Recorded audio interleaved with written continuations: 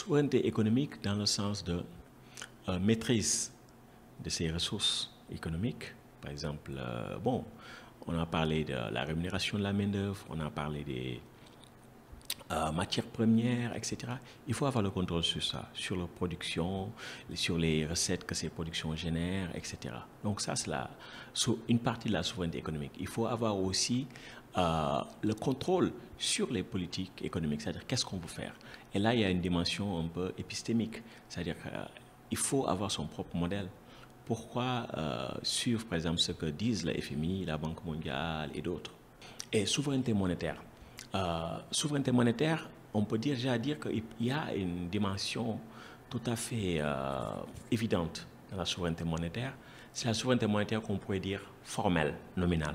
C'est-à-dire que vous êtes un État indépendant et vous avez votre propre monnaie, vous avez votre propre devise.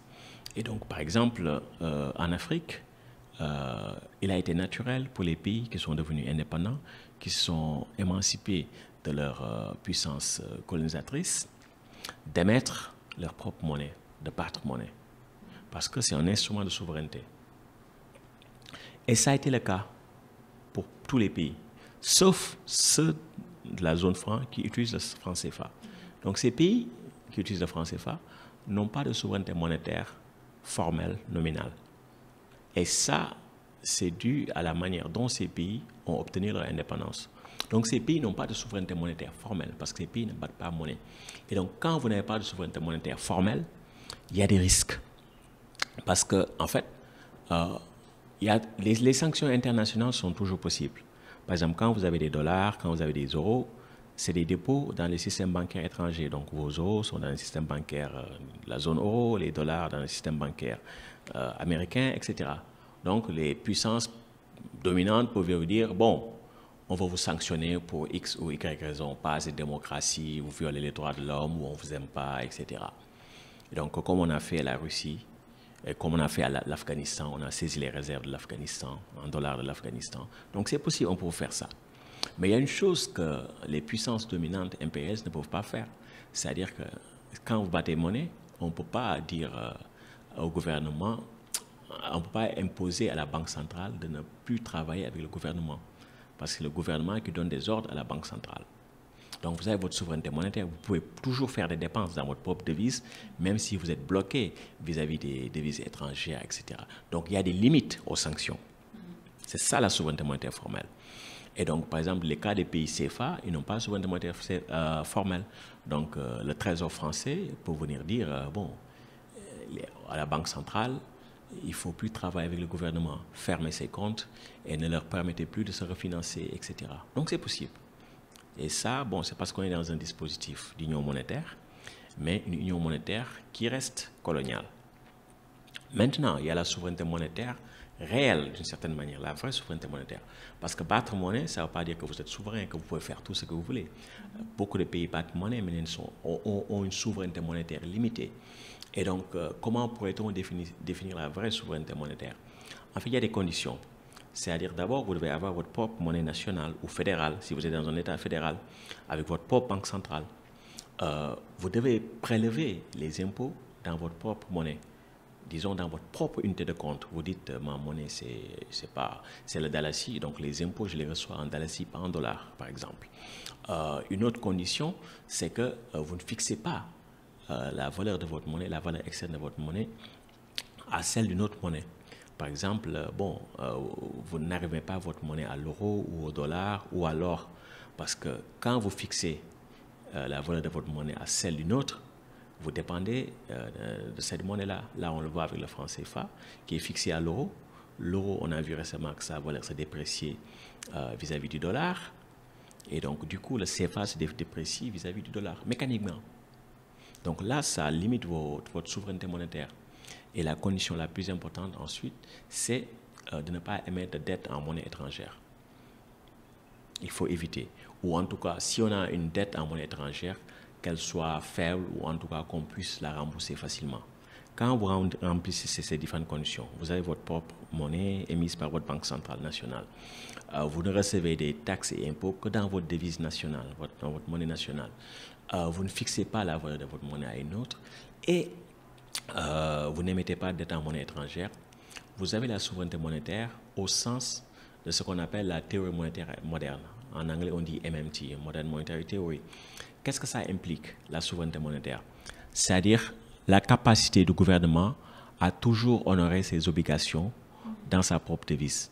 C'est-à-dire que quand vous remplissez ces conditions-là, vous n'avez aucune contrainte financière. Aucune.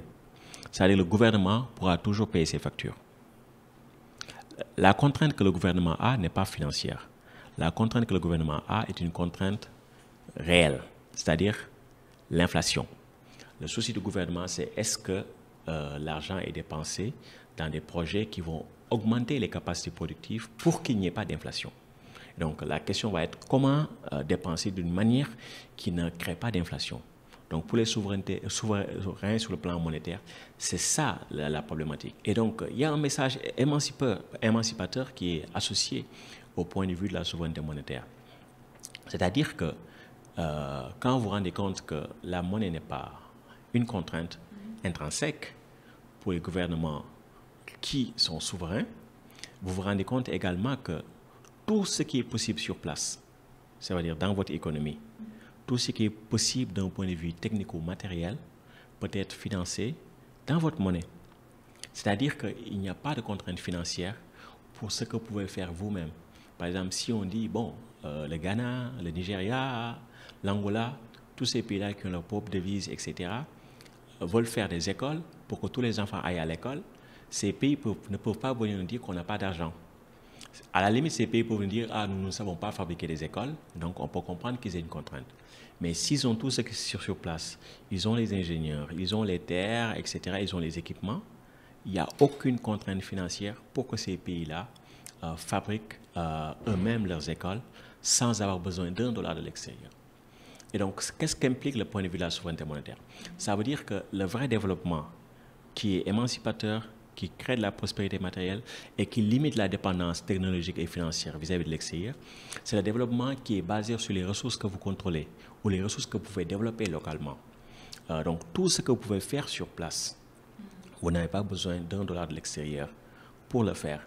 Donc, ça veut dire qu'il faut avoir une autre perspective, c'est-à-dire une perspective qui est basée sur la mobilisation des ressources domestiques, c'est-à-dire les ressources que vous avez sur place, les ressources réelles, mais surtout dans ces ressources réelles-là, la main-d'œuvre, parce qu'en Afrique, ce qui peut faire notre force et doit faire notre force, c'est notre démographie, c'est-à-dire toutes ces personnes qui sont là, qui sont prêtes à travailler. Et il est possible, quand on comprend le point de vue de la souveraineté monétaire, d'avoir un programme, par exemple, ce qu'on appelle une garantie d'emploi. C'est-à-dire que l'État se dit que, bon, les communautés ont des besoins spécifiques qu'elles vont elles-mêmes identifier. Besoin d'assainissement, je sais pas, besoin de sécurité, etc. Besoin de soins, etc. aux personnes âgées, tout ça. Et donc les populations vont dire, voici nos besoins. Et donc ça correspond à tant d'emplois. Et l'État souverain sur le plan monétaire va dire, je mets cet argent à votre disposition. Et bon, tous ceux qui veulent travailler pour un niveau de rémunération donné, proche du salaire minimum, auront cet emploi-là. Donc le point de vue de la souveraineté monétaire nous amène à ça, c'est-à-dire que mobiliser les ressources domestiques d'abord. Et quand on atteint un certain niveau de développement, peut-être qu'on pourra plus avoir recours aux technologies étrangères, à la finance étrangère, etc. Mais le développement doit toujours partir des ressources réelles et financières sur place.